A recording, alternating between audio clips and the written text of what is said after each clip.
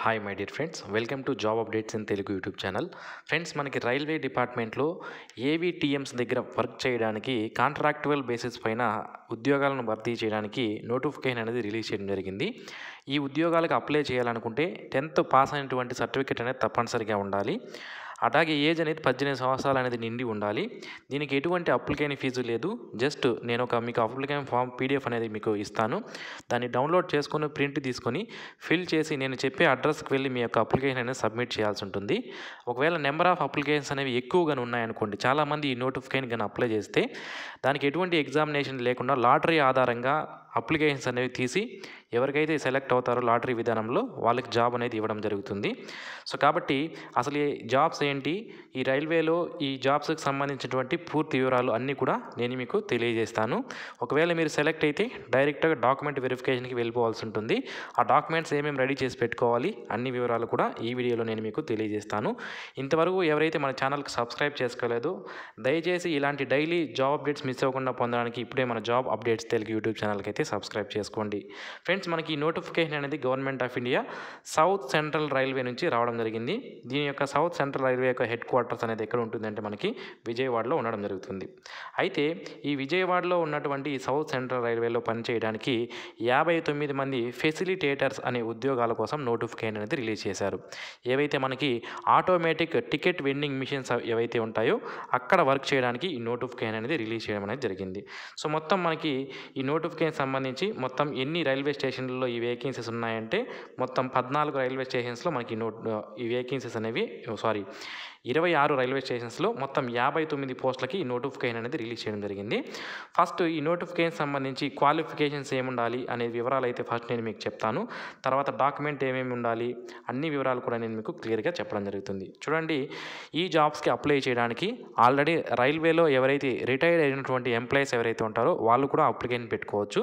And also general public కూడా application అనేది పెట్టుకునే అవకాశం అయితే ఉంటుంది. అంటే మనం కూడా అప్లికేషన్ అనేది పెట్టుకోవచ్చు, నిరుద్యోగులు.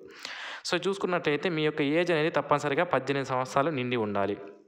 అలాగే అట్లీస్ట్ మెట్రికులేషన్ అయినా పాస్ అయి ఉండాలి, అంటే 10th పాస్ అయి ఉండాలి మాకు ఇవ్వడం జరిగింది. అలాగే తప్పనిసరిగా లోకల్ డిస్టిక్లో నివసిస్తూ ఉండాలి. అలాగే స్టేషన్కి రైల్వే స్టేషన్ దగ్గరగా ఉన్న వాళ్ళకైతే ప్రిఫరెన్స్ అనేది మేము ఇస్తాము అంటున్నారు.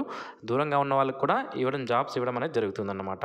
నెక్స్ట్ పోలీస్ వెరిఫికేషన్ సర్టిఫికేట్ అనేది మీరు వాళ్ళకి ఇవ్వాల్సి ఉంటుందన్నమాట. అది కూడా 6 months కంటే లోపు తీసుకున్నటువంటి పోలీస్ వెరిఫికేషన్ సర్టిఫికేట్ అనేది మీరు తప్పనిసరిగా ఇవ్వాలి.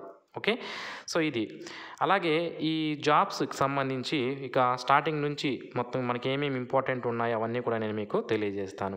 సో ఆన్లైన్ అప్లికేషన్ చేసుకోవడానికి లాస్ట్ డేట్ ఎప్పుడు, ఆఫ్లైన్ అప్లికేషన్ చేసుకోవడానికి లాస్ట్ డేట్ ఎప్పుడు అంటే 15/7/2024 తేదీలోపు ఆఫ్లైన్ అప్లికేషన్స్ అనేవి ఆఫీస్లో మనం సబ్మిట్ చేయాల్సి ఉంటుంది.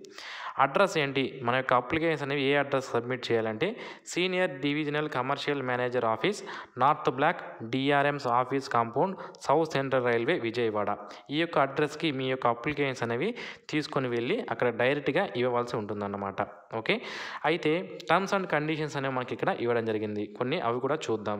సో టర్మ్స్ అండ్ కండిషన్స్ ఏంటి అంటే రిటైర్డ్ ఎంప్లాయీస్ కానివ్వండి, జనరల్ పబ్లిక్ కానీ ఇద్దరు కూడా అప్లికేషన్ చేసుకునే అవకాశం అయితే ఉంటుంది. అలాగే షార్ట్ లిస్టింగ్ చూడండి, నేను చెప్పాను మీకు ఫస్ట్లోనే, షార్ట్ లిస్ట్ చేసేటప్పుడు అప్లికేషన్స్ని ఎవరికైతే విల్లింగ్ ఉంటుందో వాళ్ళు అప్లై చేసుకున్న తర్వాత ప్రిఫరెన్స్ అనేది ఫస్ట్ రైల్వే ఎంప్లాయీస్కి, ఆల్రెడీ రిటైర్ అయినటువంటి రైల్వే ఎంప్లాయీస్కి ఇస్తారు.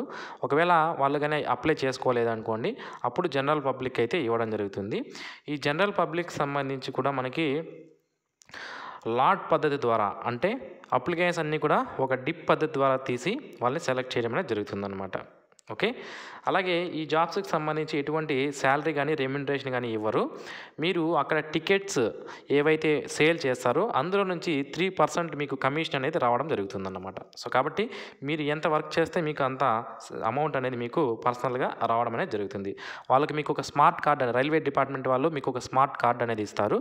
ఆ కార్డు ద్వారా మీరు రీఛార్జ్ చేసుకొని టికెట్స్ కానీ మీరు సేల్ చేసుకుంటే, ఎన్ని టికెట్స్ కానీ మీరు అందులో అంటే బుక్ చేయడం కాదు, టికెట్స్ రైల్వే స్టేషన్లో వచ్చి డైరెక్ట్ అక్కడే తీసుకుంటారు కదా, ఆ టికెట్స్ కానీ ఎన్ని మీరు ఇష్యూ చేస్తే అంత 3% ఆఫ్ అమౌంట్ అనేది మీకు టికెట్లో మీకు రావడం అనేది జరుగుతుంది.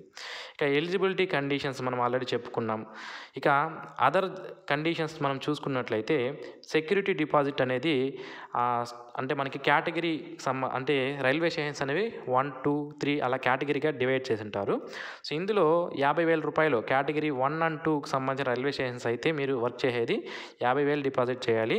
ఆ కేటగిరీ కంటే తక్కువ ఉన్నటువంటి రైల్వే స్టేషన్స్లో అయితే 25,000 రూపాయల మీరు సెక్యూరిటీ డిపాజిట్ అనేది కట్టవలసి ఉంటుంది. ఈ సెక్యూరిటీ డిపాజిట్ ఎందుకు అంటే మేము జాబ్లో జాయిన్ అయిన తర్వాత 31/3/2025 సంవత్సరం వరకు పనిచేస్తాము. అంటే అన్ని రోజుల వరకు మేము కంటిన్యూస్గా వర్క్ చేస్తాము. ఒకవేళ మధ్యలో వెళ్ళిపోవాలంటే ఈ సెక్యూరిటీ డిపాజిట్ అనేది మీకు ఇవ్వరు, దాని అర్థం అది. ఓకే, ఇవి వచ్చి మనకి రైల్వేలో కానీ మీకు ఎటువంటి ఎక్స్పీరియన్స్ ఉన్నా కూడా మీకు ప్రిఫరెన్స్ అనేది ఇస్తామని మనకి ఇక్కడ ఇవ్వడం అనేది జరిగింది. అయితే నేచర్ ఆఫ్ జాబ్ ఏంటి అని మనకి ఇవ్వడం జరిగింది. అంటే మనం చేయాల్సిన జాబ్ ఏంటి అంటే ఈ ఏటీవీఎంస్ ఏవైతే ఉంటాయో దాని ద్వారా మీకు టికెట్స్ అనేది సేల్ చేయడమే దీని యొక్క జాబ్ యొక్క డిస్క్రిప్షన్. ఇక ఎలిజిబిలిటీ ఆఫ్ బోనస్ విషయానికి వస్తే 3% బోనస్ అనేది టికెట్లో మీకు ఇవ్వడం జరుగుతుంది అని మాకు ఇక్కడ క్లియర్గా మెన్షన్ చేశారు. నెక్స్ట్ సెక్యూరిటీ డిపాజిట్ సంబంధించి ఆల్రెడీ నేను మీకు డీటెయిల్స్ అనేది చెప్పాను. ఇక ఈ జాబ్కి సంబంధించి ఎవరైతే అప్లై చేయాలనుకుంటున్నారో మీ దగ్గర ఈ డాక్యుమెంట్స్ అనేవి తప్పనిసరిగా ఉండాలి. 10th pass certificate, address proof, Aadhaar card, pan card, police verification certificate, 2 passport size photos, అలాగే ఏదైనా ఎక్స్పీరియన్స్ ఉంటే అది పెట్టండి. ఎక్స్పీరియన్స్ లేకపోయినా కూడా పర్వాలేదు. వీటన్నిటిని కూడా గెజిటెడ్ ఆఫీసర్ దగ్గర అటెస్టేషన్ చేయించి ఒరిజినల్ డాక్యుమెంట్స్ కూడా మీ దగ్గర ఉండాలి.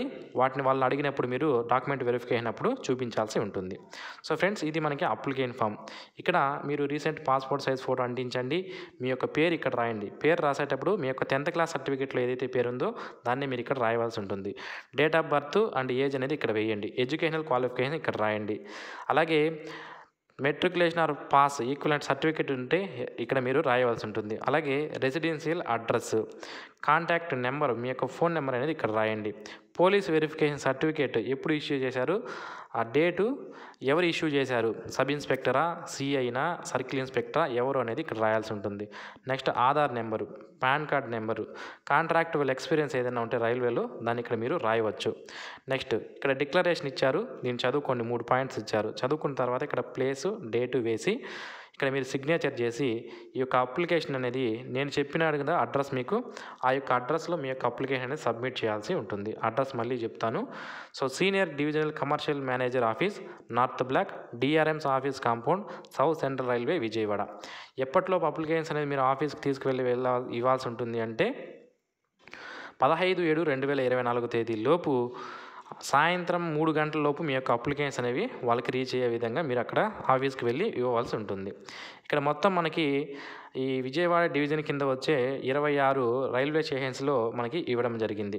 అయితే ఏవి చూస్తే Vijayawada, Anakapalli, Annaparthi, Bapatla, Bhimavaram town, Kakinada town, Chirala, Kakinada port, Eluru, Gudur, Kavali, Machilipatnam, Nidadavolu, Nidubrolu, Nellore, Narasapuram, Ongole, Pithapuram, Palakollu, Rajahmundry, Singarayakonda, Samarlakota, Tadepalligudem, Tenali, Tuni, Yalamanchili.